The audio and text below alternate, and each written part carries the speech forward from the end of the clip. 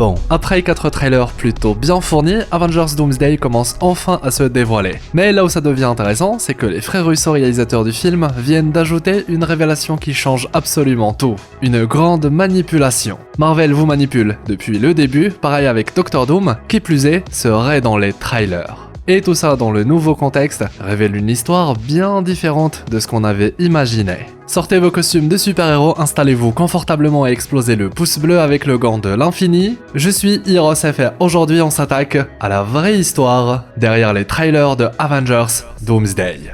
Bon visionnage.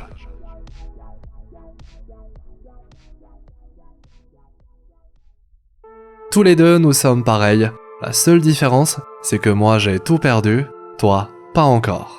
L'un des ressorts émotionnels les plus puissants, si ce n'est le plus puissant lorsqu'on raconte une histoire, repose précisément sur cette idée.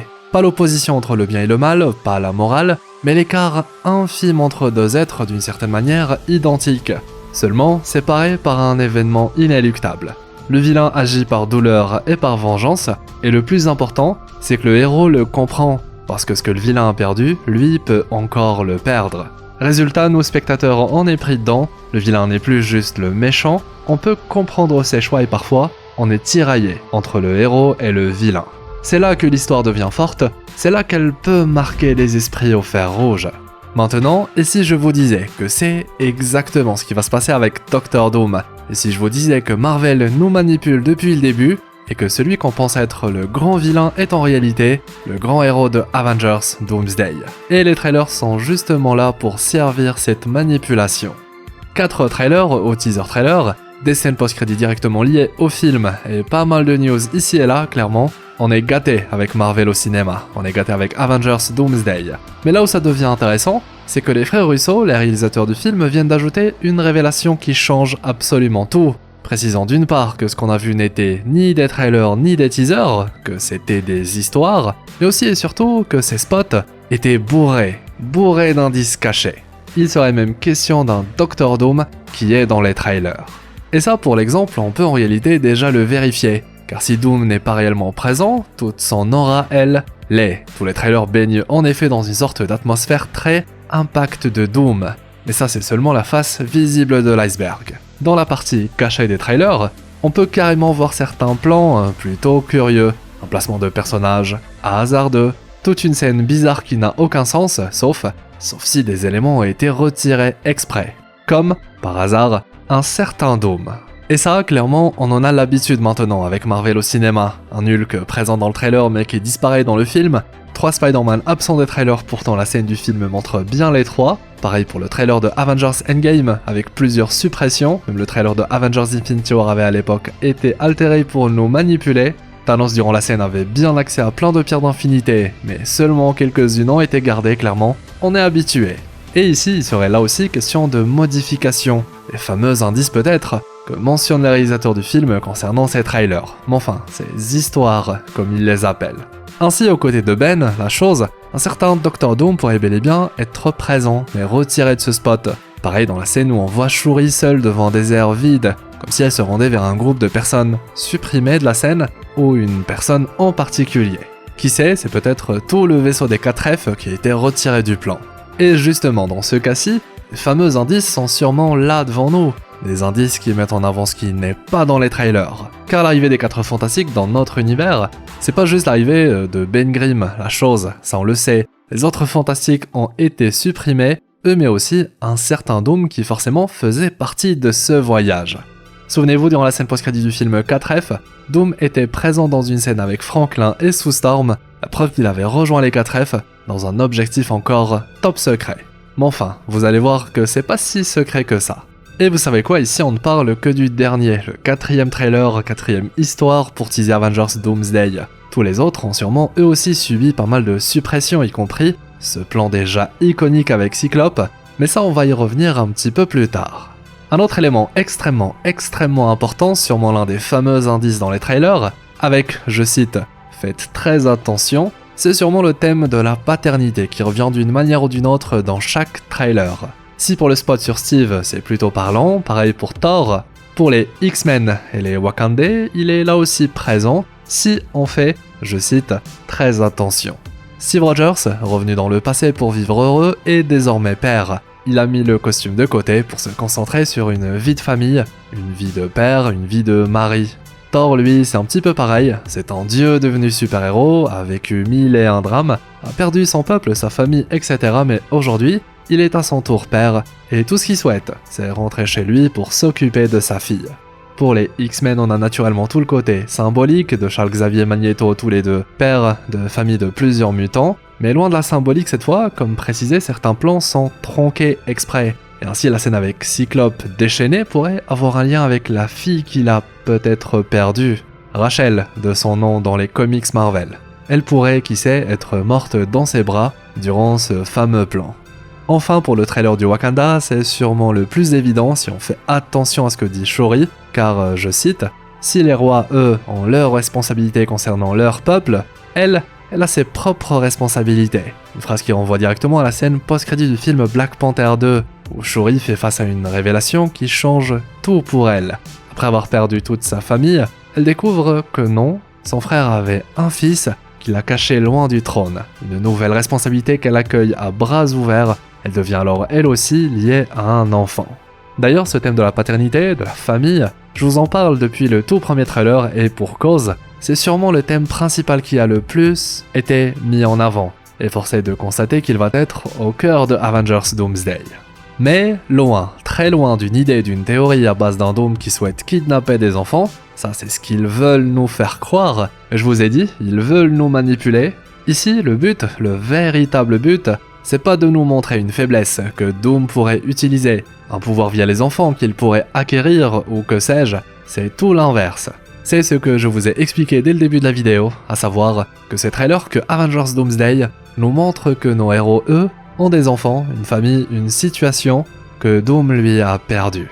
Voilà le véritable discours de ces teaser trailers, ces histoires auxquelles il faut faire attention. La réalité, c'est que tout est construit pour que nos héros puissent avoir la même situation initiale que Doom, sauf que ce dernier, lui, a perdu sa famille, un événement qui va servir de moteur pour le personnage. Tous les deux, nous sommes pareils, la seule différence, c'est que moi j'ai tout perdu, toi, pas encore. La voici, la dynamique cachée du film Avengers Doomsday, ce qu'ils veulent en réalité nous cacher. Et les teaser trailers, les histoires sont là pour qu'on puisse mieux comprendre la relation qu'auront nos héros avec Doom. Vous pensez vraiment que tout un spot sur le fait que Steve soit devenu père, c'est juste pour nous montrer une facette de sa vie ? Eh ben malheureusement non, la réalité c'est qu'il est question de nous montrer des miroirs de ce que Doom avait, car lui aussi était comme nos héros, lui aussi voulait juste rentrer chez lui, veiller sur sa famille. Et avec cette seule idée, voilà qu'on obtient une toute nouvelle compréhension, non pas seulement de ces fameux teasers / histoires, mais aussi des récentes scènes post-crédits. En commençant par le tout premier plan, la toute première scène qui montre Dr. Doom dans le MCU. Et qu'est-ce qu'on voit ? Un Doom qui s'approche de Franklin, comme s'il lui rappelait son propre enfant. Dr. Doom et les 4 Fantastiques seront d'ailleurs sûrement des alliés. Ils arriveront tous ensemble via le fameux vaisseau vu dans la scène post-crédit de Thunderbolts, et Doom sera sans doute un héros. Souvenez-vous, Robert Downey Jr. nous l'avait déjà teasé. New Mask, same task. Nouveau masque, la même tâche, la même mission. Encore et toujours, sauver le monde. Et ici, je peux déjà vous dire que Doom sera un héros, un grand héros. Mais le moment où le tout va basculer, c'est lorsqu'on va se rendre compte qu'il est le genre de héros capable de tout sacrifier pour le grand bien, ce qui l'inscrit plus du côté de Doctor Strange ou Tony Stark, plutôt que d'un certain Steve Rogers. Ce qui pourrait rapidement expliquer pourquoi Strange pourrait très vite s'entendre avec Doom, tous les deux des héros uniques en leur genre, qui dans le grand calcul du multivers savent que parfois il faut sacrifier pour sauver. Et là aussi, comment ne pas se rappeler de ce que nous avait révélé le film Doctor Strange 2, soit que Doctor Strange était l'une des plus grandes menaces du multivers, comme le sera Doom. Là aussi, ça ne vous rappelle rien, un sauveur du multivers qui a tout sacrifié pour maintenir le multivers en vie à tout prix. Là aussi, c'était un héros, mais pas comme les autres. Loki s'inscrit d'ailleurs lui aussi dans cette catégorie spéciale de héros. Vous l'aurez compris, Doom sera un vilain caché sous les traits d'un héros, ou un héros sous les traits d'un vilain, peu importe. Et si j'ai mis un point d'honneur à démontrer que nos héros étaient justement présentés comme des miroirs de Doom dans ces histoires, c'est pour une bonne raison, car il faut impérativement créer une dynamique de ce genre entre le vilain et les héros, ou le vilain et le héros principal. Ici, Steve, Thor et Reed Richards, ça marche complètement pour les trois.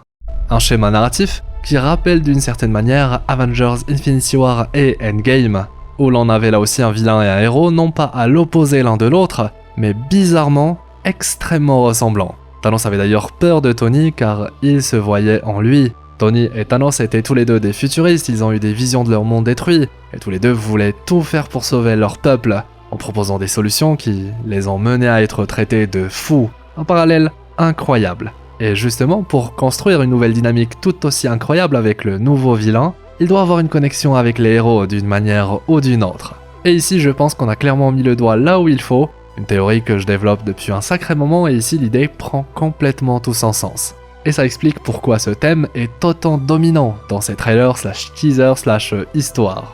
Sûrement le plus grand secret de ces trailers. Mais du coup, si Doom est véritablement un héros, comment en faire un vilain? Comment le confronter aux autres héros? Là aussi, c'est teasé à travers ces 4 histoires, plus précisément dans la partie avec le Wakanda, où il est question d'une sorte de conseil des Avengers. J'ai d'ailleurs exploré l'idée dans la vidéo dédiée à ce trailer là, mais en bref, l'endroit présenté, l'arrivée des 4F, le Wakanda, Talokan avec Namor, etc. Le tout s'agit d'un regroupement, d'une invitation à un grand conseil où il y aura tous les héros du film, y compris Doom, un haut conseil constitué des grands héros. Et ce conseil, c'est là où nos héros vont décider de la gestion de la crise actuelle, une crise déjà teasée à travers la scène post-crédit du film Thunderbolts. Et durant ce genre de conseil, on peut très vite avoir le droit aux premières tensions, les frictions entre certains héros, certains groupes ou certaines idées.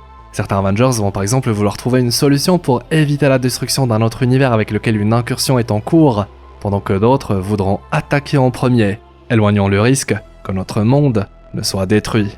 Certains héros vont quant à eux s'allier pour trouver des solutions technologiques, quant à d'autres, ils pourraient agir en solo, pensant être les seuls capables de nous sauver. Et vous savez quoi, voici le terrain parfait pour que tous ces héros puissent s'allier et surtout le faire contre une seule et même menace.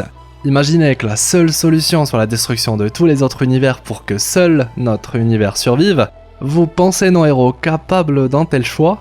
Et oui, ce qu'il faut pour ce genre de choix, c'est pas un Steve Rogers qui se sacrifie toujours pour les autres. Il faut quelqu'un capable de prendre des décisions impossibles, comme Thanos, comme Tony Stark, comme Doctor Strange. Et Doctor Doom peut être ce personnage, celui à faire ce qu'aucun héros n'oserait, pour protéger notre monde, ou l'existence même du multivers. Même si ça fait de lui le méchant aux yeux de tous. C'est ça qui rend le personnage fascinant, ni complètement héros, ni complètement vilain, juste quelqu'un qui porte le poids de choix impossibles. Parfait pour créer une dynamique hors du commun entre Doom et Steve, surtout lorsque Steve va découvrir le visage familier qui se cache derrière le masque du vilain. Je ne sais pas vous, mais perso, c'est ce genre d'histoire que j'ai envie de suivre dans Avengers Doomsday. Et surtout, je veux un Doom qui change toute la donne. Pas une histoire habituelle, pas une énième copie d'une histoire de comics que tout le monde connaît. Bref, je veux ce que Thanos avait réussi à faire dans Infinity War. Je veux un Doom qui marque les esprits à jamais. Et surtout, je veux un Steve qui revient pour une bonne raison. Et je pense sincèrement que l'équipe Frères Russo, scénariste d'Infinity War et Endgame, que Downey Jr., Chris Evans, etc., sont capables de nous livrer ce genre d'expérience. Je vous le dis, Avengers Doomsday va être hors du commun. Et j'espère que vous avez apprécié cette nouvelle vidéo analyse et théorie. Comme on l'a vu, ils veulent nous manipuler, mais votre explorateur, théoricien, archéologue et décrypteur préféré des univers est là pour rétablir la vérité. Si vous êtes resté jusqu'au bout, vous êtes vraiment des explorateurs d'exception, écrivez Steve le GOAT dans les commentaires, histoire qu'on se reconnaisse entre nous. Hâte d'avoir vos retours sur tout ça si vous pensez qu'il se cache autre chose dans les trailers, et si vous pensez qu'on aura encore d'autres trailers, apparemment le prochain sera diffusé durant le Super Bowl. En plus, le petit commentaire aide au référencement de la vidéo, un grand merci. Apparemment je peux même répondre avec un petit audio, donc je vais essayer. Je compte sur vous pour le pouce en l'air, le fameux pouce bleu avec le gant de l'infini. Ça récompense le travail fourni et aide la vidéo à explorer le multivers. Un grand merci. Abonnez-vous au objectif 350 000 explorateurs. Et par ici la vidéo qui explique le voyage de Steve Rogers. À ne surtout pas rater. Une belle journée, une agréable soirée. C'était Hirosef, votre explorateur d'univers préféré, pour vous servir.